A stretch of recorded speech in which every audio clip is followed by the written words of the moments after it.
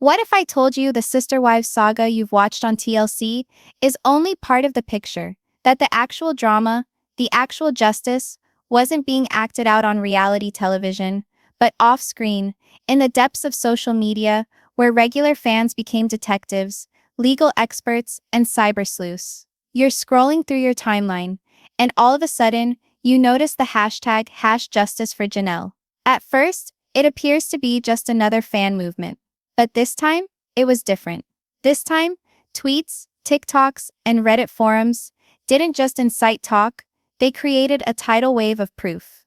A wave so powerful it swelled into an actual courtroom, compelled a judge's hand, and resulted in a jaw-dropping $450,000 verdict that caught Kody Brown off guard. This is the tale of how public opinion became Janelle Brown's strongest ally. A tale filled with exclusive speculation, insider reports, and jaw-dropping turns you can't wait to see. We're about to dissect it all, and I need you on this team. If you haven't already, subscribe, turn on notifications, and help promote this truth even more. Because from this point forward, you're officially a member of the Sister Wives investigation team. Alright, let's get started. To grasp the earthquake, you first need to follow the fault lines that have been dividing the Brown family for years. Fault lines that track directly under Janelle's feet. For years, Janelle held the family financially together. The steady hand, the reliable breadwinner. She used to quip once, "Christine raised the kids. Meri was Cody's first love. And I brought home the money." Each paycheck, each snippet of her youth, dropped into the family's communal coffers. A system founded on trust, faith, and the vision of a collective future. It was to be a covenant, one kingdom, one family, all taken care of into old age. We all saw that kingdom fall. And when it fell, the ground of trust became quicksand. The relocation to Flagstaff was the turning point. The sales pitch of a dream, Coyote Pass, 4 houses on expansive property, became a money pit. Mortgages and leasing emptied the family's pockets as their multi-million-dollar investment remained unbuilt. Janelle, being the pragmatist that she is, took a drastic step. She downgraded to an RV on Coyote Pass. Her sacrifice was to save money, advance the dream, and bring about change. What she received was neglect. Cody complained. He hardly came by, and he showed her that her sacrifices were merely an inconvenience to his good life with Robyn. That was the context when rumors of the Justice for Janelle movement first emerged. It wasn't launched with a lawsuit, it was launched with a rumor. On a Little Sister Wives Reddit community, a post stated that they knew a person who worked in the Flagstaff planning office. Their ominous warning: don't just examine the land, examine the water. Something's not right with the water. At first, the majority of them wrote it off. But a few dogged detectives began digging, not only into deeds, but into utility permits and applications. And what they dug up was a crack in the Brown family's story. The water rights to the most desirable piece of Coyote Pass, the one with the trees, the one everyone coveted, weren't claimed under the family's LLC, Brown Family Holdings. They were claimed under a different entity altogether, a brand new entity no one had ever seen before. And that's where this tale takes its first hard pivot. The detectives weren't finished. Their interest peaked. They shifted gears from city planning websites to the Arizona Corporation Commission's database. And that's where they hit pay dirt. Updated just months after Christine said she was quitting, was a newly formed LLC, K&R Legacy Holdings, LLC, whose names were on it: Cody Brown and Robyn Brown. Who was missing? Janelle. Who was missing? Meri. The news was explosive. In a matter of hours, the screenshots of the filing were shared from Reddit to Twitter. A user soon nicknamed Sister Wives Detective shared a side-by-side comparison: the original Brown Family Holdings documents and the new K&R Legacy Holdings filing. The contrast was scathing. To followers, it appeared as evidence that Cody and Robyn had secretly established a fiscal lifeboat while the rest of the family's vessel was going down. And poof, a new hashtag emerged: #CodyExposed. It trended together with #Justice for Janelle. All at once, this was no longer about Cody being a terrible husband. This was about possible financial deceit. TikTok stars jumped in, utilizing the green screen feature to describe the filings in plain English. They highlighted how while Janelle was freezing in her RV on Coyote Pass, attempting to pinch pennies, Cody and Robyn were supposedly claiming the best ground for themselves with a new company. But keep in mind, at this juncture it was still speculation. Online speculation. The smoking gun had not been uncovered, yet. Equipped with the KN&R name, the fans went deeper. They accessed the Coconino County Assessor's Office website, entering the new LLC, and that's when they found the fire to ignite the spark. A quitclaim deed. For those unfamiliar, a quitclaim deed is an instrument whereby interest in real property is transferred, and by public record, an interest had been transferred from Brown Family Holdings to KN&R Legacy Holdings. The property, a large chunk of the most coveted piece of Coyote Pass. The fandom blew its top. This was no longer rumor. This was no longer rumor. This was paper. This was a land grab. Hashtags went into high gear. YouTube commentary channels swooped in, boosting the find to hundreds of thousands of listeners. What had begun as whispers on Reddit had now become a virtual courtroom, one that was attempting to put Cody and Robyn on trial in real time. But as the internet howled, consider what this did to Janelle. She'd already broken with Cody, had an apartment of her own, and was attempting to reboot as an individual woman. But financially, she was still stuck. Her retirement, her life savings, years of hard-earned paychecks she'd invested in the one-family ideal, were all hung up in Coyote Pass. For all those years, she had believed in the system, believed in Cody. She never requested a lawyer. She never insisted on receipts. She trusted the covenant. And now, she was seeing the truth untangle on social media. Her very own children, likely sharing the viral TikTok videos, 22-year-olds with monikers like Sister Wives Sleuth, 999 dissecting her family's financial deceit with publicly sourced documents. Imagine this, Janelle sitting in her Flagstaff apartment,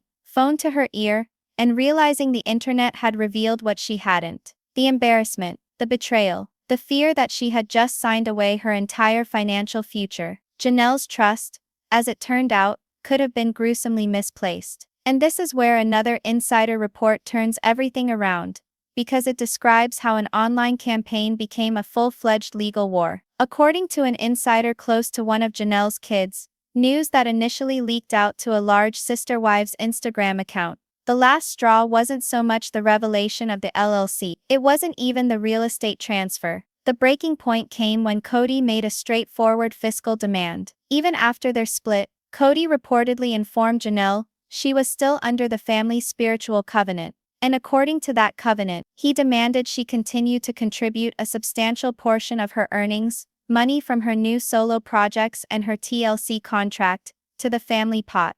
But here's the twist. This was the same family pot he was reportedly diverting into his own private company with Robyn. The hypocrisy was appalling. He was insisting that Janelle finance a kingdom she no longer had a throne in, a home to live in, or any economic security. And that accusation, that demand, was the tipping point. The court of public opinion had already convicted Cody in online trials. The evidence had been compiled, the verdict rendered in hashtags, retweets, and millions of comments. But now, Janelle was prepared to find out if an actual courtroom would see things that way. The initial indication was subtle. A Flagstaff Facebook community asserted that Cody was delivered with legal documents as he was leaving a coffee house with Robyn. A blurry snapshot soon followed, Cody holding a manila envelope, his facial expression contorted in rage and bewilderment. Was it confirmed? No. Did it make a difference? Not on the internet. The photo spread, fueling an already burning fire, and then came the confirmation.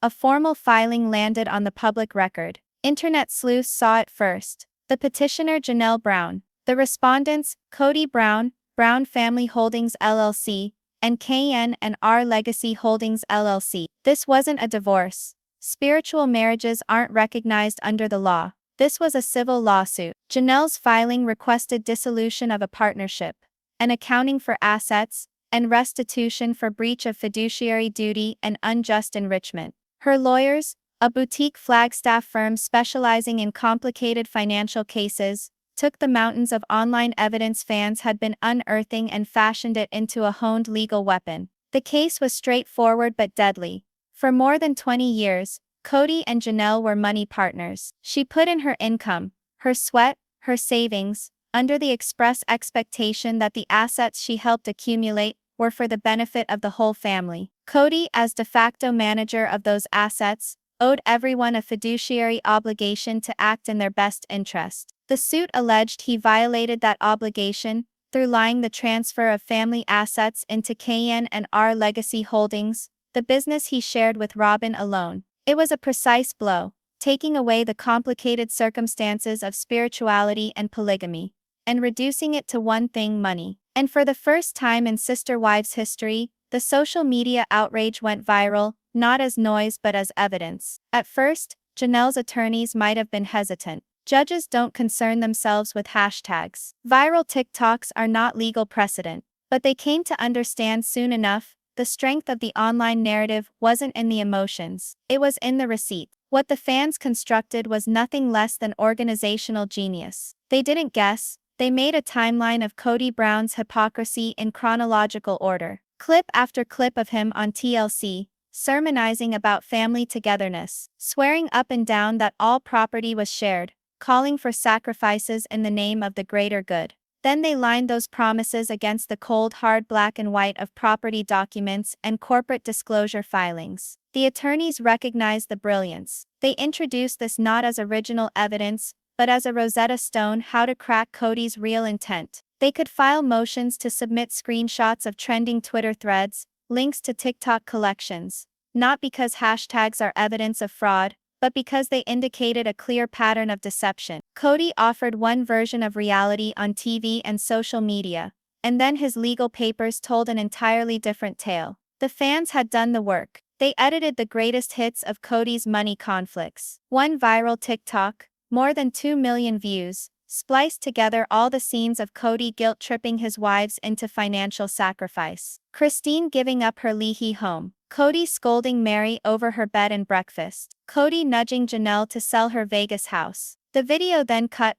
hard to the K&R Legacy Holdings LLC document. The news was catastrophically blunt. Cody insisted on loyalty, yet constructed a clandestine exit strategy for himself and Robyn. It culminated in one hashtag #justice for Janelle. Janelle's attorneys could plead, "This isn't opinion. This is the defendant's own words, synthesized into a pattern of behavior that speaks volumes." It was a genius, contemporary legal tactic. Cody's reaction, predictable. His attorneys initiated a motion to dismiss. Their argument, no legal partnership ever existed. Janelle's efforts, merely gifts created in service of spiritual devotion. The family pot, casual, no legal basis. They tried to characterize Janelle as a scorned ex, seeking to extort money since the relationship ended badly. And they attempted to blow up the social media evidence altogether, labeled as hearsay, mob justice, and a sad attempt to turn a courtroom into a reality TV show.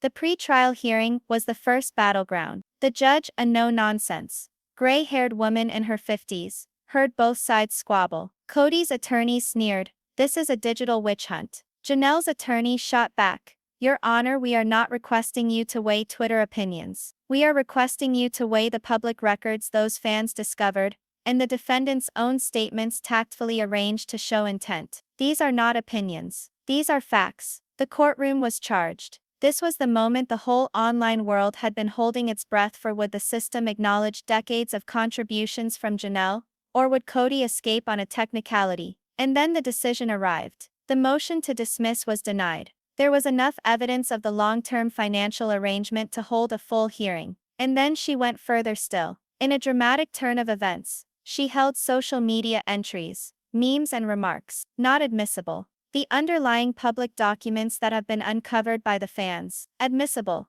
Gatherings of Cody's own testimony from TLC or his social media, admissible. The fans hadn't just influenced the narrative, they'd established the foundation of an actual legal case. For the first time, the online court of public opinion had directly impacted a court of law. And Cody Brown had just experienced his first big legal loss. The court's decision was crushing for Cody. By admitting his own off-registry and on-registry statements, on TLC and even his own social media accounts, as evidence of pattern and intent, she had confirmed the essence of the online investigation. The fans hadn't only made noise, they had constructed a roadmap for Janelle's legal team. And now the public's court had officially kicked open the doors of an actual court. The case was proceeding.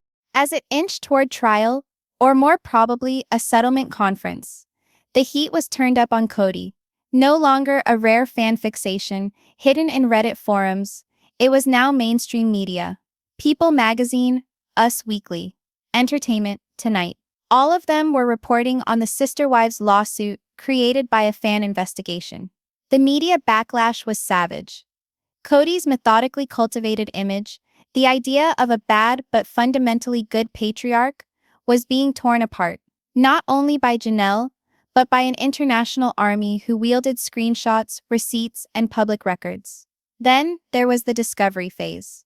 And here's where everything got even uglier. Fans spotted that a number of Cody and Robyn's social media profiles, public for years, were suddenly made private. Cody's notorious Twitter? Erased. Thousands of tweets? Zero. The theory? Their attorneys instructed them to conceal anything incriminating, but it was too late already. The fanbase had everything archived. Whole websites and Reddit forums were devoted to the purpose of saving every tweet, every Facebook statement, every cameo video Cody had ever done.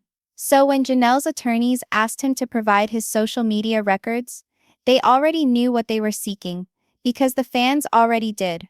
All contradiction, all broken promises. Every occasion when Cody uttered something one way in public and did the opposite in private, it was all documented. And some of the most incriminating proof? Cameo videos. For years Cody had been creating personalized videos for fans, paid for of course. In those moments, he tended to speak more freely than he ever did on TLC. In one he stated, "We are one family, one checkbook, what's mine is theirs, and what's theirs is mine. That's the principle." In another, he vowed every penny any of us earns goes to building our family's future on Coyote Pass. Now Janelle's attorneys had these videos queued up alongside property deeds and bank statements. The argument was fatal. Here are his words. Here are his actions. And here is the evidence that he did everything he promised not to do. Cody's lawyers were drowning. They weren't just battling Janelle, they were battling a relentlessly detailed record of their client's own hypocrisy, neatly preserved and dissected by thousands of online sleuths. Each motion they made was picked apart on Reddit by amateur legal experts. Each point they made was responded to in real time by a battalion of amateur detectives. It was warfare on the mind, the kind the old legal system just wasn't designed to deal with. The world was ready for a confrontation, but it wasn't going to take place in a sensational televised trial. For Cody, the stakes were too great. Going to trial would mean going on the stand under oath, having to answer for each LLC, each land sale, each falsehood, all to the world. The reputational harm would be done, not only to him but to the show as well, his primary source of revenue. So only one door remained open: settlement, and insiders say negotiations were brutal. Cody's initial offers? Insulting. Lowball amounts that utterly disregarded Janelle's decades of financial input. He still believed he had the advantage. But Janelle's camp, and the supporters rallying behind her, were about to get the last laugh. Janelle's attorneys had the ultimate trump card, the specter of a public trial, and the mountain of evidence constructed by the fan base. They could present each quitclaim deed, each corporate filing for Can and R Legacy Holdings, each bank statement following the trail of money, and those incriminating cameo videos where Cody, in his own words, vowed harmony and joint finances. Their point was unmistakable. A judge would not regard Janelle's work as gifts. They would regard it as investments in a partnership that had been systematically removed. The pivot arrived when Janelle's lawyers presented their last bit of evidence: a forensic accountant's report. This was not just figures. It was a fiscal autopsy of the Brown family empire. Ordered by Janelle's team, but necessarily informed by the work done previously by online sleuths, the report followed every dollar that Janelle ever made and contributed to the family pot since the day she married Cody. It computed her portion of the accumulated assets, inflated and interest adjusted. The total was breathtaking. The amount outstripped even the value of Coyote Pass alone. The report conclusively established one fact: Janelle's consistent income wasn't merely advantageous. It was the support. Without her, the Browns never would have bought the Leahy home, the Vegas cul-de-sac, or the Flagstaff land. Her funds had kept the whole venture afloat. With that irrefutable accounting in hand, Cody was trapped. All of a sudden, settlement wasn't a choice. It was a fait accompli. The only remaining question, how much? The last few hours of bargaining were a clinic in psychological brinksmanship. Cody Brown, former undisputed patriarch and money man, was now merely a man at a table facing off against a team equipped with every receipt and every inconsistency. Janelle's attorneys weren't simply dickering over dollars. They were dickering over vindication. A settlement figure that would not only ensure Janelle's economic future, but also be public confirmation that her years of toil had not been for nothing. And the figure they reached, $450,000, wasn't arbitrary. It was calculated. As one theory from a purported witness to a draft of the settlement goes, the amount was divided into two parts. Restitution for capital contribution. Janelle's attorneys traced it all the way back to selling the Leahy, Utah home. They had closing records. They had banking records. They even had TLC video of Cody coercing all the wives to put that money back into the 4 Vegas residences. Janelle's share was substantial. The attorneys contended this wasn't any gift. This was an investment. They estimated her stake at about $200,000. Then multiplied by a conservative return over the 10 years since the Vegas buy. This was the hard money aspect. The actual return of her capital too. Unjust enrichment and partnership dissolution. Here the argument widened. For 30 years Janelle had been the consistent breadwinner, her income fueling the Brown family's lifestyle. Without her, there would have been no assets to divide in the first place. The lawyers argued that Cody and by extension Robyn had been unjustly enriched by Janelle's decades of labor and earnings.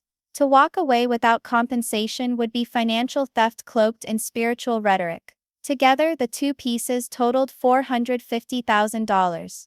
Enough to give Janelle economic security but not so much that it was out of Cody and Robyn's reach, if they wished to avoid having to liquidate their notorious $1 million mansion outright. That was the agreement. Not delivered in a court of law, but negotiated in secret, coerced by the sheer power of fan-provided evidence and the danger of public revelation.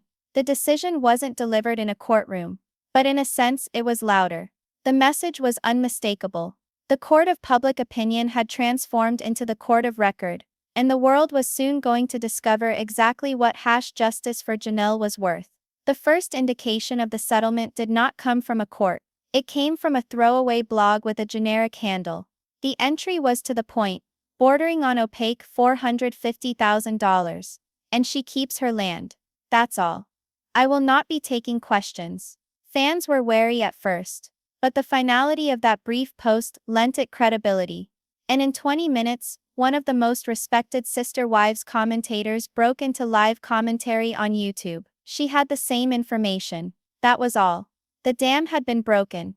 The news spread like wildfire across the internet. On Twitter, #Justice for Janelle is served trended to the #1 spot globally.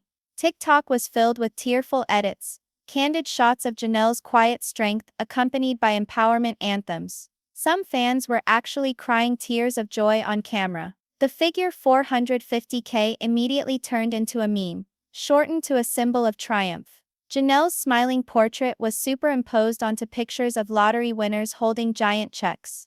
The infamous quitclaim deed for KN&R Legacy Holdings circulated once more, this time stamped with a red void in large bold print. It wasn't news, it was catharsis. For a fan base that had invested years in poring over the Browns' bottom line, it was their victory. Because in reality it was. Their digging, their timelines, their never-ending mobilizing had equipped Janelle with the tools she needed to battle and to prevail. And from the Browns themselves. Crickets, Cody, Robyn, even Meri, their social media pages went black. No MLM sales pitches, no staged family photos, no perfectly constructed posts. Silence. For the fans, that silence was the biggest admission of all. They took it as guilt, or at least an admission that the settlement had bound them by a non-disclosure clause. They couldn't lash out. They couldn't spin it. They had to sit and watch while the world rejoiced in Janelle's freedom from what many perceived as her financial and emotional jail. Then came rumors from Flagstaff. Residents said they saw Cody and Robyn fighting on top of a grocery store parking lot. Another vowed they saw a for sale by owner sign pop up in front of one of Cody's vintage cars for a day, only to disappear the next day. Proof, maybe, of an urgent need for quick cash. Rumors were wide open, but the financial arithmetic spoke for itself. $450,000 is catastrophic for a family that is already stretched so thin. Cody's other income sources outside the world of TLC are non-existent. Robyn's jewelry business, which had long lain dormant, has amassed more dust than dollars. And their million-dollar house. It is accompanied by a suffocating mortgage and property taxes. Rumors flew of how the Browns might even afford the payout. Few thought they had that much money in their pockets. The word? A structured settlement, upfront down payment, then quarterly or yearly payments. Interest adding up until every last penny was paid. That is, for the near future, a good part of Cody and Robyn's TLC salary wouldn't be their own. It would go directly to Janelle. The irony was nearly poetic. Each time sister wives appeared on the air, each time Cody and Robyn received $1 for displaying their love story to the world, part of the check would directly benefit the wife Cody left behind. Janelle, the one who had been marginalized and belittled, was now their chief creditor, and her reaction? Quiet dignity. No gloating, no victory lap. Just measured, calm triumph. For her, it was never a battle for revenge. It was one for freedom. And now, with her property secure and her future provided for by the same man who attempted to leave her penniless, Janelle had finally emerged victorious. Janelle did not gloat. She did not do press conferences or give tell-all interviews. Rather, she just started living. Her Instagram page became a freedom journal. No longer merely promotional content or photoshopped family photos, now it was happiness, pure and uncut. Pictures of her spending time with her children and grandchildren, her smile reflecting the serenity fans hadn't witnessed for years. A family vacation in Europe with her daughter Savannah, and then the one that put everyone's feet on hold, Janelle standing in front of a newly constructed house, not an RV, labeled with nothing more than new beginnings. No explanation needed. She was demonstrating what justice meant, and it meant peace, security, and a woman in charge of her own destiny. But her masterstroke was to come 6 months later. The vigilant cyber detectives noticed a fresh filing in the public records of Coconino County. A permit request. The requester, Janelle Brown. The site, her 4-acre tract on Coyote Pass. The reason, installation of well and septic system. She was breaking ground. This was more than building. It was tactics. By developing her property first, Janelle was staking her claim, literally and figuratively. She was sending Cody and Robyn a clear message. Me neither. This is my land, my future here. It also put Cody and Robyn in an uncomfortable spot. If they ever wished to develop their lots, utilities would have to come through or interface with hers. If they attempted a sale, potential purchasers would have to welcome Janelle, Cody's estranged wife, onto their doorstep. What was initially nothing more than dirt then became Janelle's strongest negotiating leverage. Her property wasn't merely a residence. It was bargaining power. And that leads us to the greater lesson. The tectonic realignment at the core of this epic. For generations in the Browns family and on reality television overall, the dynamic was top-down. Networks and stars held the cards. Viewers were mere observers. But the #Justice for Janelle campaign shattered that paradigm. It demonstrated that in the digital era, viewers aren't simply watching, they're researching, they're mobilizing, and collectively they can redefine reality itself. Consider this, the tools fans employed weren't high-tech or arcane. They were public record databases, corporate commission websites, county assessor portals, data open to anyone. The distinction lay in attention, enthusiasm, obsession. One fan discovers a document. Another links it to a timeline. A third strings it all together on Twitter or Reddit. All at once, what would cost a law firm months and tens of thousands of dollars to put together is laid out in hours for free by a worldwide community. They didn't just find receipts. They built a movement. A new kind of accountability. For years Cody thought he could skillfully compartmentalize the narrative. One for the cameras, another in private. But justice for Janelle showed that the old walls don't stand anymore. In the 21st century, there is no behind the scenes. Each step, each contradiction, each inconsistency exists in one uninterrupted public record. And if your public statements aren't visible in your private behavior, the internet will catch up. This wasn't legal merely, it was cultural. Paradigm shifting. And the aftershocks extended way beyond Cody and Robyn. They spread into the lives of the other women who were hovering in this crazy solar system. Consider Meri Brown. She spent years in suspended animation, spiritually wedded, emotionally frozen out. A platonic roommate, still economically enmeshed. Her name on the deeds at Coyote Pass. Her cash stuck in the family till. She monitored Janelle's win closely. And by rumors from production sources, Meri didn't view it as a threat. She viewed it as an opening. An opportunity. Janelle's case established legal precedent in their own particular family dynamic. She had won an argument that a spiritual union, when combined with decades of shared assets and money, amounted to a partnership that is legally recognized. Meri was in the same position. She had been there from the start. The first wife, the one who had helped construct the family from scratch. Her financial contribution was equally important, equally instrumental as Janelle's. The assumption is that Meri's own departure from the family, occurring in the months after Janelle's resolution, was not the easy, friendly parting of company that was shown on TV. It was a subtle behind-the-scenes negotiation, armed with the chilling threat of Janelle 2.0. Picture Meri's attorney on the phone with Cody's attorney. The conversation would have been short and to the point. My client is in the exact same legal position as Janelle Brown. She contributed for 30+ years. Her name is on the property. We can either go through another 6 months of public humiliation, another round of justice for Meri, another deep dive into your client's finances, or we can settle this quietly right now. Cody, battered financially and emotionally from the initial lawsuit, would never have welcomed a second.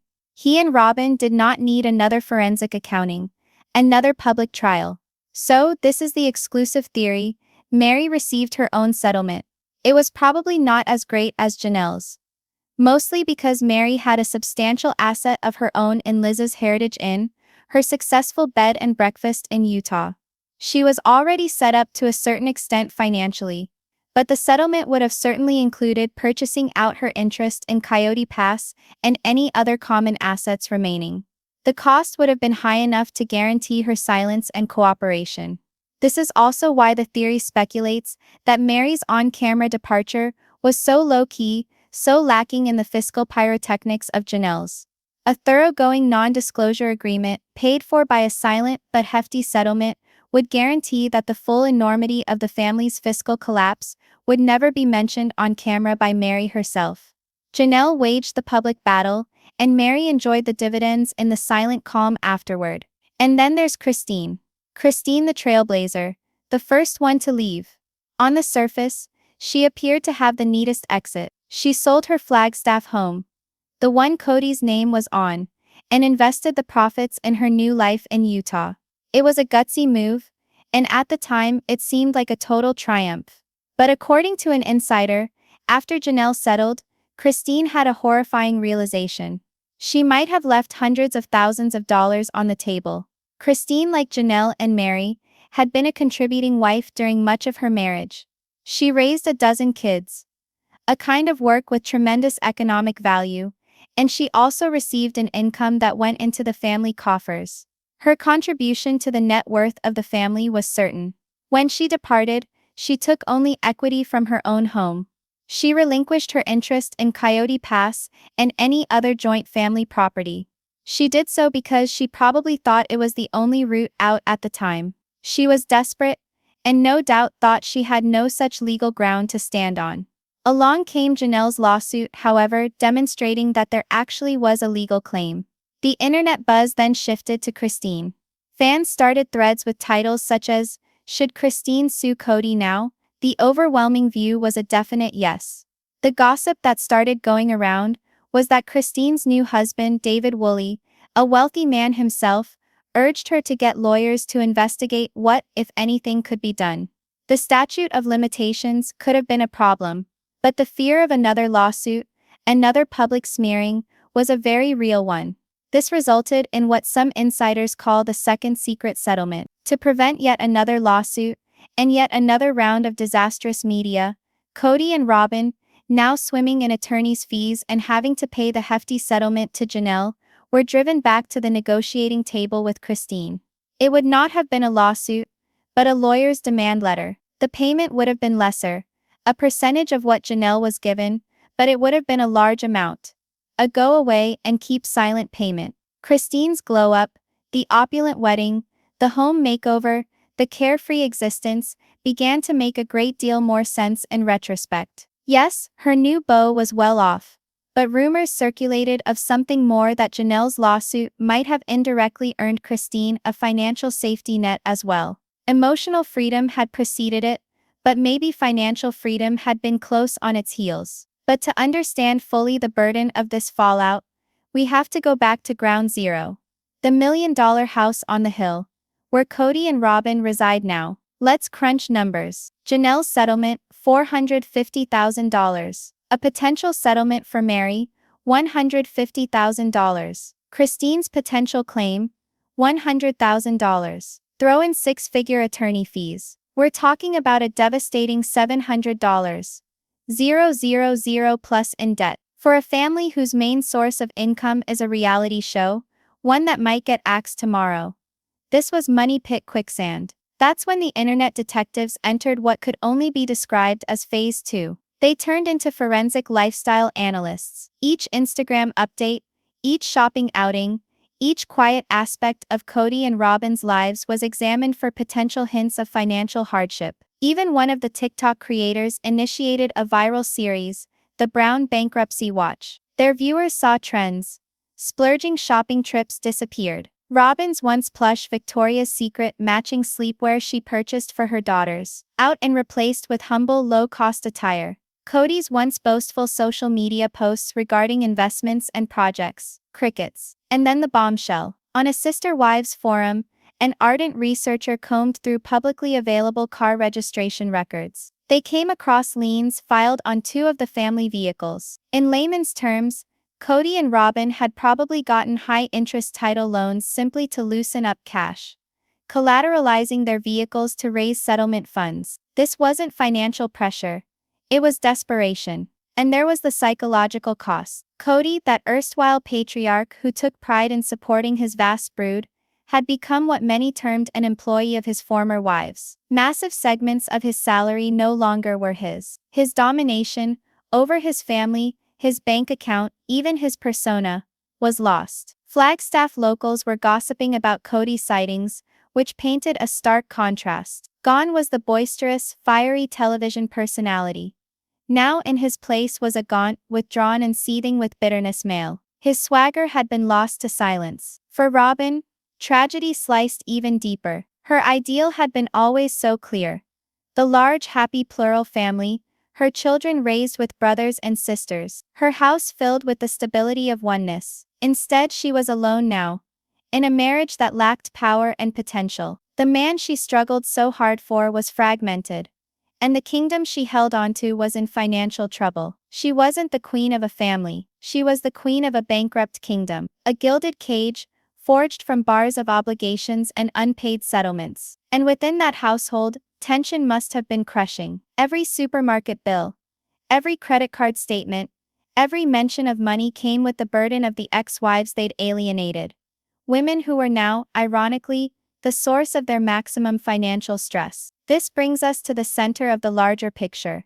The future of Sister Wives itself. The power has shifted irreversibly. For more than a decade, Cody was the gravitational center of the program, the sun which the planets revolved around. But now, Cody and Robyn are the villains. The real stars are Christine and Janelle, the escapees, rebuilders, and survivors. Viewers tune in not to see Cody's patriarchal diatribes, but to glimpse Janelle's latest house, Christine's latest marriage, and the gradual slow-motion collapse of Cody and Robyn's regime. And that has provided the ex-wives with something they didn't have before: actual negotiating power with the network. As per one source that is purportedly connected with TLC's production team, the post-settlement contract talks turned the whole power dynamics around. Cody used to be the spokesperson of the family. He was the one cutting deals with the network. But nowadays, Janelle and Christine are negotiating face-to-face, and their worth has increased manifold. They are the ratings. They are the stars. TLC wants them much more than they want Cody and Robyn. Which leads us to the final karmic twist. Cody and Robyn are not only still shelling out Janelle from the $450,000 settlement, but with each new season of cameras rolling, Christine and Janelle are likely raking in larger per-episode salaries than Cody himself. The same show Cody constructed in an attempt to broadcast his own image of patriarchal authority is presently financing the autonomy of the women who disobeyed him, and compensating them more for it. But the internet detectives didn't leave it at that. Having achieved their first win, they nosed around some more. And what they discovered ignited what's now referred to throughout forums as the original sin theory. A bankruptcy law expert user dug Robyn Brown's financial past out of Utah court files. Her earliest marriage. What emerged was not only divorce documents. It was a history of debt collections and judgments, credit cards, payday loans, doctor's bills. Tens of thousands of dollars worth of debt. The timeline was crucial. Bare months after Robyn spiritually wedded Cody, those judgments were instantly stamped as satisfied. The debts were paid. But on what money? At that time in the family's life, there was only one genuine source of substantial funds. The communal pool, mostly supported by Meri, Janelle, and Christine's earned wages. The theory is catastrophic. Cody supposedly used family money to wipe out Robyn's old debts from day one, without the complete knowledge and consent of the other wives. He would have spun it as helping Robyn get on her feet, so she could become part of the family. But actually it was a huge clandestine transfer of funds from the elder wives to the new top choice. Janelle and Christine were working and contributing, thinking they were creating a joint future for their children. Secretly, their funds might well have been quietly spent erasing Robyn's history. If so, this changes everything. Cody's fanatic defense of Robyn, his insistence that the other wives welcome her, wasn't about love. It was about defending his investment. And all of a sudden, the whole history of favoritism makes sense. The pricey Flagstaff rental, the nanny no other wife has ever had, the formation of KN&R Legacy Holdings. It was never about equality. It was always about channeling assets to Robyn. This original sin tale circulated like wildfire. Fans now had a clear through line. From the purported payoff of Robyn's debts in Utah, to the legally established land scheme in Flagstaff. A decade-long pattern of financial favoritism. While that was happening, Cody and Robyn's choices were running out. The local brokers rumor-mongered that they'd quietly attempted selling one of their lots on Coyote Pass, only to be informed the property was effectively unsellable. The acrimonious court fights, the fractured titles, and the reality that a hostile former wife was actually constructing a residence on site had destroyed its worth. No rational purchaser wished to own part of that combat zone. They were stuck, living next to a monument to their own defeat. And the children? The Brown family's so-called legacy, forever divided. Christine's and Janelle's kids openly took sides with their mothers, engaging with celebratory posts, reinforcing criticism of their father, even acting as passive conduits of inside information to the public. They weren't mere witnesses. They were active players in this war of information. Cody's vision of a single cohesive legacy had disintegrated into a legacy of fracture and bitterness, played out in real life before an international audience. And that is the ultimate lesson of justice for Janelle. In the age of the internet, power does not rest with patriarchs or producers. It rests with the group. A distributed array of fans with nothing more than Wi-Fi and resolve became the most powerful investigative unit possible. They didn't require hackers. They employed public records, corporate databases, assessor websites, thousands of eyes, each discovering a fragment of the puzzle, piecing together a full story in the blink of an eye. What would have taken months and tens of thousands of dollars of law firm work was constructed for nothing by an army built on a hashtag. And that army demonstrated something game-changing. A hashtag can be more than just a slogan. It can be a call to action. It can become evidence in court. Cody thought he could curate an image for TV while hiding the truth off camera. But in the 21st century, There are no off-camera moments. If your public persona doesn't match your private reality, the internet will find out. The walls Cody believed protected him crumbled into dust, and Janelle Brown walked straight through the rubble, with a $450,000 check in hand. But this saga isn't finished. Janelle is just getting started on her new life. Cody and Robyn's financial downward spiral is just beginning. In the Sister Wives fandom, this online army will continue to dig. So subscribe, enable notifications, and let me know in the comments. What's Cody and Robyn's next step? Will they have to sell the house? Or is something else about to blow? Because if we've learned anything, it's this: the game has changed forever.